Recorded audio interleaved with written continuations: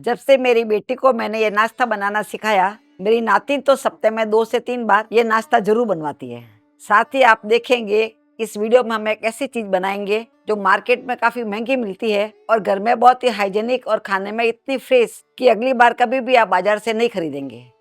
तो सबसे पहले यहाँ पर एक कढ़ाई के अंदर 3/4 कप जितनी मूंगफली डाल देते हैं। ये मूंगफली कच्ची मूंगफली है और गैस को चालू कर देते हैं और मूंगफली को हमें कंटिन्यू चलाते हुए सेकना है जिससे एक जैसी सिक के तैयार हो। जैसे ही मूंगफली में से चटकने की आवाज आने लग जाए हम गैस को बंद कर देंगे और इसे एक बाउल के अंदर ट्रांसफर कर लेंगे और इसे साइड में ठंडा करने के लिए रख देंगे। अभी इसी कढ़ाई को मैंने धो करके वापस ले लिया है और इसमें 3 कप जितना पानी डाल देते हैं। तो इस लोटे के अंदर हमारे 2 कप जितना पानी आता है और 1 कप पानी और डाल दिया है। अंदाज से आप 3 कप जितना पानी डाल दें। 3 कप यानी 750 ml जितना पानी होगा। अभी पानी में उबाल आ गया है। पानी में उबाल आने के बाद में इसमें से 1 कप जितना पानी निकाल लेंगे। ये आधा कप मैंने लिया है, 2 बार करके निकाल लेंगे। 1 कप पानी मैंने अंदाज से निकाल लिया है। अभी इसको साइड में रख देंगे। अभी इस उबलते हुए पानी के लिए यहाँ मैंने 25 से 30 लाल मिर्ची ली है। ये सूखी लाल मिर्ची है, ये इसमें डाल देते हैं। यहाँ मैंने कश्मीरी लाल मिर्ची ली है। आपके पास जो भी लाल मिर्ची हो उसका आप इस्तेमाल कर सकते हैं। अभी लाल मिर्ची डालने के बाद में उबाल आ गया है। हम गैस को बंद कर देंगे और इसको ढक करके रख देंगे और इस तरह से भिगाने से हमारी सूखी मिर्ची भी फ्रेश मिर्ची की तरह सॉफ्ट हो जाएगी और इसका तीखापन भी पानी के अंदर चला जाएगा। तब तक यहाँ पर मैंने एक परात ली है और परात में 1 कप जितना चावल का आटा डाल देंगे। आप अपने घर में कोई भी नाप सेट कर सकते हैं, उसी के हिसाब से आपको चावल का आटा लेना है। यदि आपके पास चावल का आटा नहीं है तो उसकी जगह पे आप अपने घर में जो भी चावल खाते हैं उसको आप साफ धो करके फैन के नीचे सुखा दें। फिर मिक्सी के जार में डाल करके महीन पीस लें तो चावल का आटा इस तरह से बन के तैयार हो जाएगा। इसी के साथ जो मूंगफली को हमने सेका था उस मूंगफली के छिलके निकाल के मैंने पीस लिए। इस तरह से दरदरा पीस के ही हमें तैयार करना है। ये मूंगफली भी इसमें डाल देते हैं। आज का नाश्ता हम प्रोटीन से भरपूर बनाकर तैयार करेंगे और बहुत कम चीजें डालेंगे पर नाश्ता बहुत ही स्वादिष्ट बनेगा। इसी के साथ इसमें आधा छोटा चम्मच जितना नमक डाल देते हैं। तो नमक आप अपने स्वाद के अनुसार कम ज्यादा डाल सकते हैं और आधा छोटा चम्मच जितना ही चिली फ्लेक्स डाल देते हैं। यदि आपके पास चिली फ्लेक्स नहीं है या आपके बच्चे चिली फ्लेक्स वगैरह नहीं खाते हैं तो स्किप कर सकते हैं और थोड़ा सा इसमें हम हरा धनिया डाल देते हैं। तो आपने देखा हमने बहुत ही कम चीजें इसमें डाली है। इसमें बहुत ही कम मसाले डालने हैं जिससे इसका स्वाद बहुत ही अच्छा आएगा। अभी सबको एक बार अच्छे से मिक्स कर लेंगे। मूंगफली और चावल का आटा अच्छे से मिक्स हो जाना चाहिए। वैसे आज का वीडियो आपको पसंद आता है तो आप इसे लाइक जरूर करें, पसंद नहीं आता है तो डिसलाइक भी कर सकते हैं, पर आप अपना फीडबैक कमेंट करके हमें जरूर बताया करें। इस तरह से मैंने चावल के आटे और मूंगफली को अच्छे से मिक्स कर लिया है और मिक्स करने के बाद में इसमें 1 टेबल स्पून जितना तेल डाल देते हैं।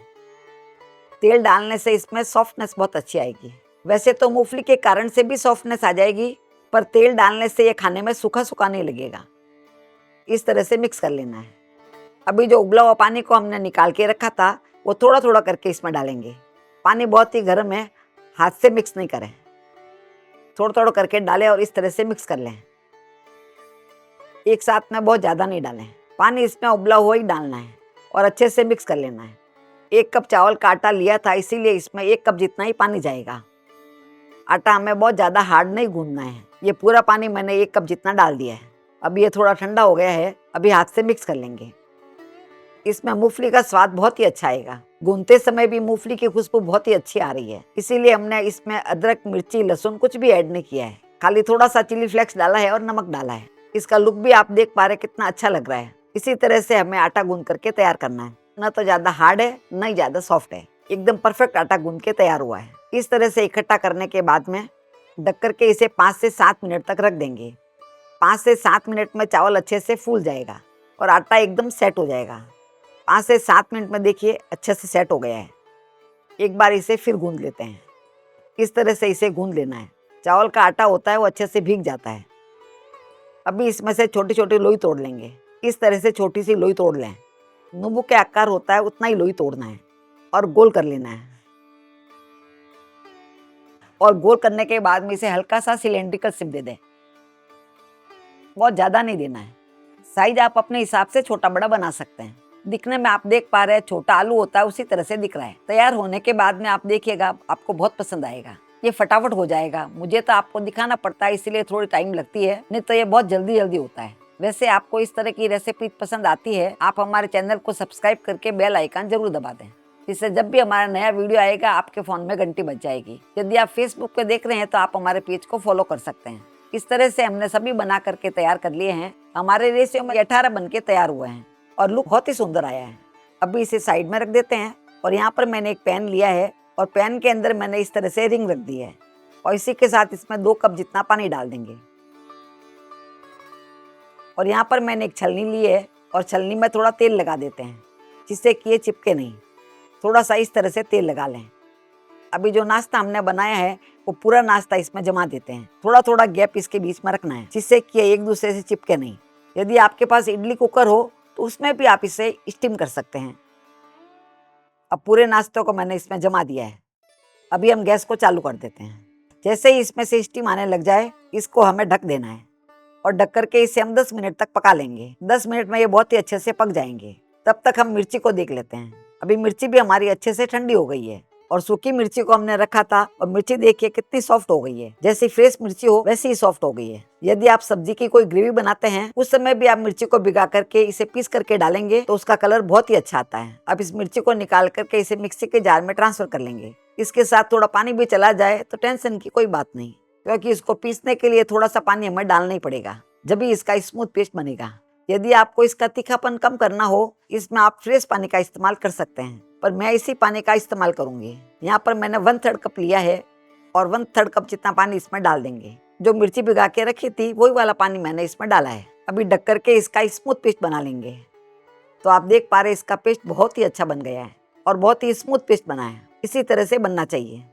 अभी इस पेस्ट को हम साइड में रख देंगे और यहाँ पर मैंने एक पैन लिया है और पैन में लगभग 3 टेबल स्पून जितना तेल डाल देंगे और गैस को चालू कर देते हैं। अभी तेल हमारे हल्का गर्म हो गया है। यहाँ पर मैंने 1/4 कप जितना लहसुन लिया है जिसको मैंने इस तरह से दरदरा पीस लिया है। ये इसमें डाल देते हैं। आप चॉपर में डाल करके इस तरह से दरदरा पीस लें। आप चाहे तो हाथ से काट के भी डाल सकते हैं और इसको हमें धीरे आंच में ही पकाना है। यदि आप लहसुन नहीं खाते हैं तो स्किप कर सकते हैं, पर ट्रेडिशनली इसके अंदर लहसुन जरूर डाला जाता है। लहसुन को हमें बहुत ज़्यादा नहीं पकाना है, ना ही इसका ज़्यादा कलर चेंज करना है। अभी लहसुन को मैंने 1 से 1.5 मिनट तक पका लिया है। 1 से 1.5 मिनट पकाने के बाद में 1/4 कप जितना ही मैंने अदरक लिया है। अदरक को भी मैंने चॉपर में डाल करके इस तरह से काट लिया है। इसे हमें दरदरा ही करना है। आप चाहे तो हाथ से भी काट सकते हैं, पर महीन महीन काट के ही तैयार करना है। अदरक का कच्चापन हमें निकाल लेना है। अदरक के साथ में लहसुन थोड़ी देर और पक जाएगा। इस रेसिपी का आराम ये है, एक बार आप बना करके रख दें, ये महीने भर भी खराब नहीं होती है। तो रोज सुबह के नाश्ते में या टिफिन में आपको बार बार बनाने की जरूरत नहीं पड़ेगी। अभी अदरक लहसुन अच्छे से पक गए हैं। इसका कलर चेंज नहीं होना चाहिए, बस इसका कच्चापन निकल जाना चाहिए। इस समय दोनों की खुशबू बहुत ही अच्छी आ रही है। अभी जो हमने मिर्ची को पीस के रखा था वो पूरा पेस्ट इसमें डाल देंगे। अभी जो इसमें चिपका हुआ है इसमें थोड़ा पानी डाल देंगे जिससे ये भी वेस्ट नहीं होगा। लगभग मैंने 1/4 कप जितना पानी डाल दिया है। हम इस तरह से ढक करके इसे मिक्स कर लेंगे जिससे पूरा इसमें चिपका हुआ है वो निकल जाएगा। इस पानी को हमें बाद में डालना है, पहले इसे अच्छे से मिक्स कर लेंगे। जैसे फ्रेश मिर्ची का कलर आता है उसी तरह का कलर इसका आता है। इसी के साथ जो मिक्सी के जार को हमने धो के रखा था वो पूरा पानी इसमें डाल देंगे। इस समय हमें ज़्यादा पानी नहीं डालना है, सिर्फ 1/4 कप जितना पानी डाले आराम से मिक्सी का जार साफ हो जाएगा। अभी इसको एक बार अच्छे से मिक्स कर लेंगे। अभी सभी मिक्स करने के बाद में इसमें 1 छोटा चम्मच जितना नमक डाल देंगे। तो नमक आप अपने स्वाद के अनुसार इसमें डाल सकते हैं। अभी नमक को भी इसमें अच्छे से मिक्स कर लेना है।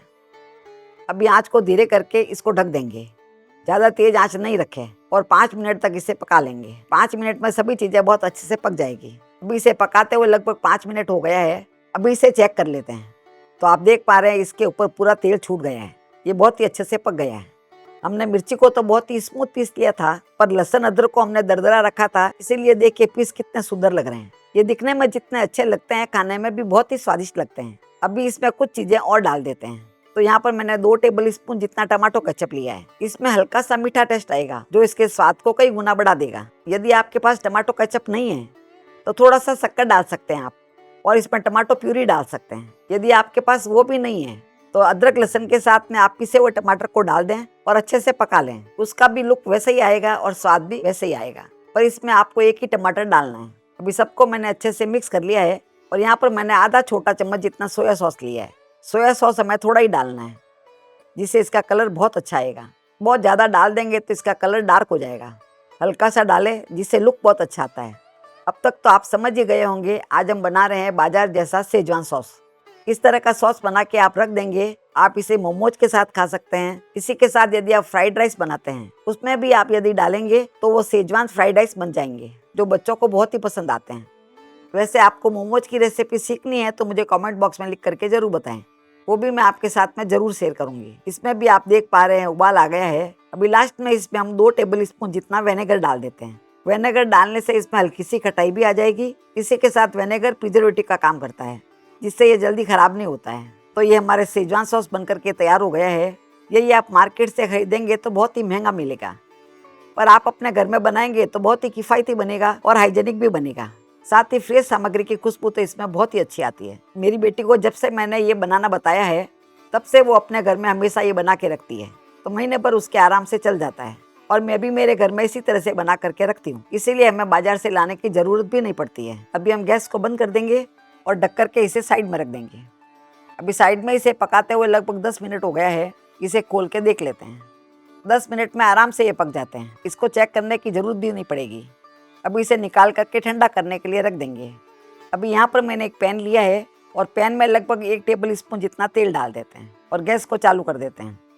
जैसे ही तेल गर्म हो जाए तो इसमें 1 टेबल स्पून जितना तिल डाल देंगे। आपके पास सफ़ेद तिल या काला तिल जो भी हो उसका आप इस्तेमाल कर सकते हैं। और तिल को हमें धीरे आंच में ही पकाना है, ज़्यादा तेज आंच में नहीं करें, नहीं तो तिल उछलने लग जाएंगे। अभी तिल हमारे अच्छे से पक गए हैं, तो यहाँ पर मैंने हरे प्याज का सफ़ेद वाला पार्ट लिया है। इसको इस तरह से लंबा लंबा काट लिया है, ये इसमें डाल देते हैं। यदि आपके पास हरे प्याज नहीं है तो आप गोल प्याज को भी इस तरह से लंबा लंबा काट के डाल सकते हैं, उसका टेस्ट भी इसमें अच्छा आएगा। और प्याज आप नहीं खाते हैं तो स्किप भी कर सकते हैं।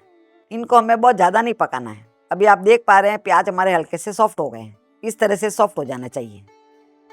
अभी जो हमने सेजवान सॉस बना के रखा था उसमें से 2 टेबल स्पून जितना ले लिया है, ये इसमें डाल देते हैं। तो तीखापन आप अपने हिसाब से कम ज़्यादा रख सकते हैं। इस समय इसकी खुशबू बहुत ही अच्छी आने लग गई है।